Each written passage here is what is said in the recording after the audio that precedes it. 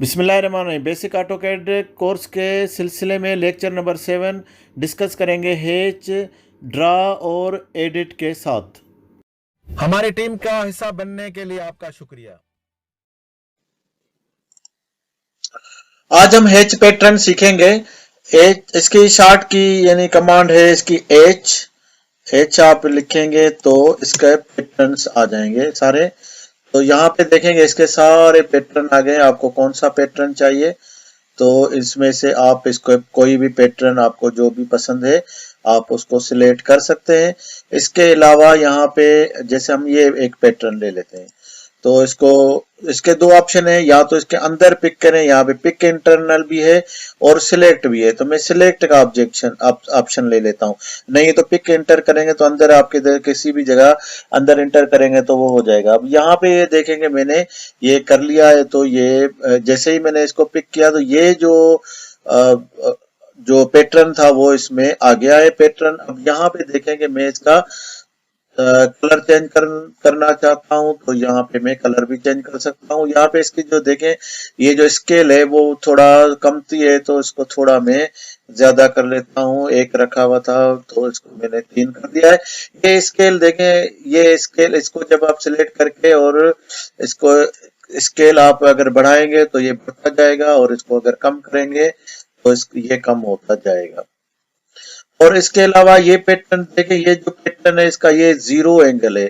तो ये 0 एंगल है तो अगर आप इस चाहते हैं कि नहीं ये मुझे नहीं चाहिए एंगल, में थोड़ा चेंज कर देता हूं तो मैं इसको 45 कर देता हूं तो ये देखेंगे थोड़ा सीधा हो जाएगा। यहाँ पे इसका ये अभी एंगल जो है वो ये 45 डिग्री का एंगल है। अब इसको अगर हमने कोई बना दिया है, अब उसको एडिट करना है तो एडिट कैसे करें, इसको क्लिक करेंगे तो ये सेम ऑप्शन हमारे पास वापस आ जाएंगे और यहाँ से आप कोई भी पैटर्न रख सकते हैं।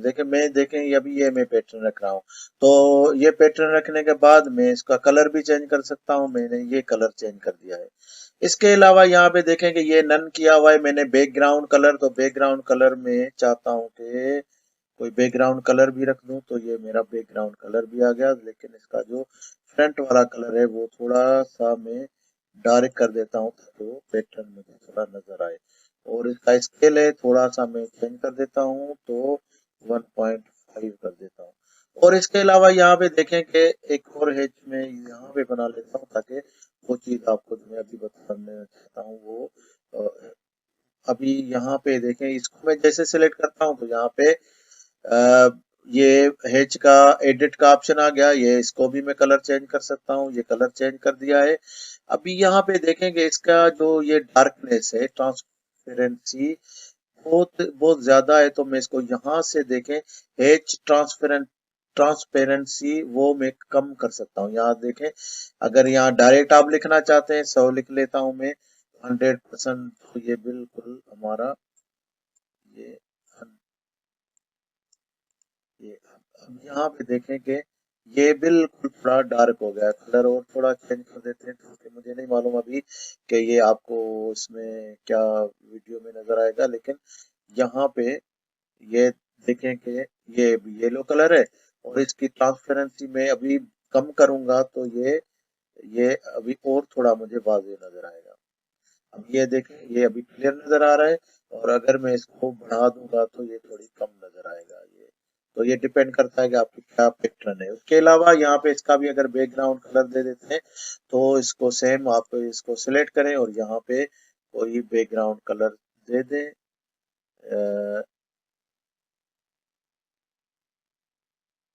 दे देते हैं। तो इस तरह ये आपका बैकग्राउंड कलर और ये आपका शेप बन जाएगा। और इसमें वो कोई भी आप शेप बनाना चाहते हैं तो बना सकते हैं। ये मैं जस्ट इसको क्लिक करें और यहाँ से आप इसके पैटर्न जो भी है वो चेंज करें और एंगल भी चेंज कर सकते हैं।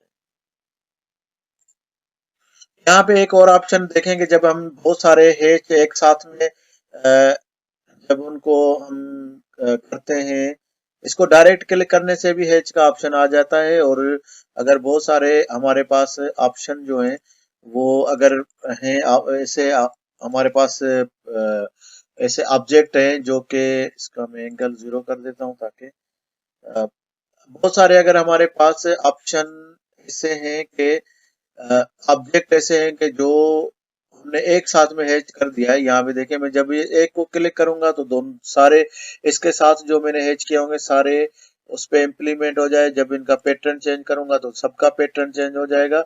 तो ऐसी कंडीशन में अगर मैं चाहता हूं कि मैं इसका सेम पैटर्न रहे और इसका चेंज हो जाए, तो इसको पहले तो अलग अलग करना होगा। अलग अलग करने से क्या तरीका है, इसको क्लिक करेंगे तो यहाँ पे ऑप्शन आ जाएगा और यहाँ पे सेपरेट हैचेस आ जाएगा। तो अब ये मेरा सेपरेट हैचेस हो गया। अब ये मैं जब एक को चेंज करूंगा तो अब एक ही चेंज होगा और दूसरा चेंज नहीं होगा जब तक मैं दूसरे को क्लिक ना करूं। तो अगर बहुत सारे ऑब्जेक्ट आपने एक साथ में हैच कर दिए तो उनको ऑप्शन में जाके और यहाँ पे सेपरेट कर देंगे, ऑप्शन सेपरेट हैच कर देंगे तो वो एक्टिव हो जाएगा। एक और ऑप्शन है, यहाँ पे देखें कि अगर ये मैं सर्किल को बड़ा या छोटा करता हूं तो हैच भी मेरा बड़ा या छोटा हो रहा है। तो इसके ऑप्शन के लिए मुझे क्या करना होगा कि मैं चाहता हूं कि मेरा सर्किल उधर ही रहे और सर्किल बड़ा या छोटा हो जाए, हैच उधर ही रहे। तो इसको आप हैच क्लिक करेंगे और एसोसिएटिव को अनएक्टिव कर देंगे। तो हमारा ये देखें, अब जब मैं इसके सर्कल को छोटा या बड़ा करूंगा तो हैच पे कोई फर्क नहीं पड़ने वाला और इसको मैं छोटा या बड़ा कर सकता हूँ और हैच उधर ही रहेगा। अगर किसी को भी आप डिटेल से इसकी और डिटेल एक ही साथ में देखना चाहते हैं तो इसमें हैच में चले जाएं, यहाँ पे कॉर्नर में एरो है इसमें चले जाएं तो ये आपका एक पैटर्न खुल के आ जाएगा। इसमें एंगल है, स्केल है और जो भी चीजें आपको ऊपर से ये सारी नजर आती हैं वो सारी इधर नीचे में आपको जो है वो नजर आता है। ये ग्रेडियंट भी है यहाँ पे, अगर ग्रेडियंट भी हम देखते हैं। इसके साथ ही एक, जैसे हमारे पास बहुत सारे ऑब्जेक्ट होते हैं, जैसे मैंने इसको हैच कर दिया है। यहाँ पे देखें सॉलिड का मकसद होता है कि फुल कलर, तो मैं फुल कलर अगर मैं कर देता हूँ इसको सिलेक्ट ऑब्जेक्ट तो ये मेरा फुल कलर हो गया। अगर मैं अंदर दोनों को सिलेक्ट करूंगा तो फिर सिर्फ बाहर रहेगा। पहले मैं फुल कर देता हूँ, देखें अब ये फुल हो गया। लेकिन अगर मैं इसको ऐसे कर देता था हैच करके, हैच एंटर, और पहले बाहर को क्लिक करूंगा और फिर ये मैं वन बाय वन दूसरों को क्लिक करूंगा तो ये मेरे ये अनचेक हो जाएंगे, सिर्फ ये बाहर वाला होगा। लेकिन अब मुझे चाहिए कि ये मुझे ये दोनों में चाहिए तो मैं हैच में जाके क्लिक करूंगा और यहाँ पे देखें ऑप्शन है और यहाँ पे ये जो है आउटर आइलैंड डिडक्शन, ये इसको ओपन करेंगे। इसमें 3 ऑप्शन है।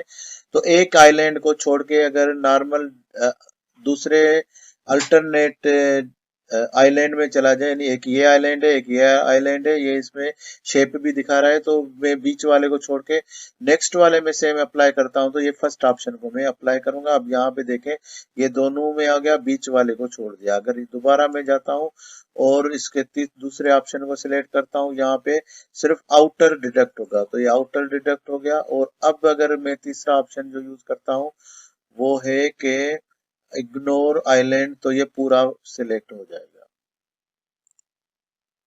एक और ऑप्शन है, अब देखें कि अगर मैं अब चाहता हूं कि मेरे पास जितने भी पैटर्न बने हुए हैं, मैंने अलग अलग बनाए हुए हैं, ये देखें अलग है, ये कभी एक को सिलेक्ट करता हूं तो एक ही सिलेक्ट हो रहा है। अब मैं चाहता हूं कि मेरे ये मैं सबका स्केल चेंज करना चाहता हूं, तो मैं इसको सिलेक्ट करके सिलेक्ट सिमिलर कर देता हूं तो ये सारे हैच मेरे सिलेक्ट हो गए। उसके बाद एनोटेटिव को मैं सिलेक्ट कर दूंगा, यहाँ पे ये मैंने सिलेक्ट कर दिया। अब ये सारे मर्ज हो गए एक दूसरे के साथ, हालांकि शेप अलग अलग है लेकिन इनके स्केल वगैरह में कलर चेंज कर सकता हूँ। अब मैं एक का कलर चेंज करूंगा तो सबके कलर चेंज हो जाएंगे। अब मैंने एक का कलर चेंज किया तो सबके कलर चेंज हो गए। और यहाँ से मैं इसकी साइज चेंज करूंगा तो इसका साइज भी सबका ही चेंज, क्योंकि ये सॉरी ये इसका सॉलिड भी आ गया है तो इसके लिए, तो इसके लिए अब ये और ये, क्योंकि सॉलिड का तो कलर साइज नहीं चेंज होगा तो इसलिए वो ऑप्शन ही नहीं आ रहा था। तो ये सॉलिड को मैं निकाल देता हूँ और ये बाकी जो है तो इनको मैं क्या करता हूँ, क्योंकि एनोटेटिव है तो मैं क्या करूँगा, इसका मैं कर देता हूँ 3। तो इसके साथ सबके ये जो है इसका मैं कलर चेंज कर देता हूँ, बैकग्राउंड वाला येलो कर देता हूँ।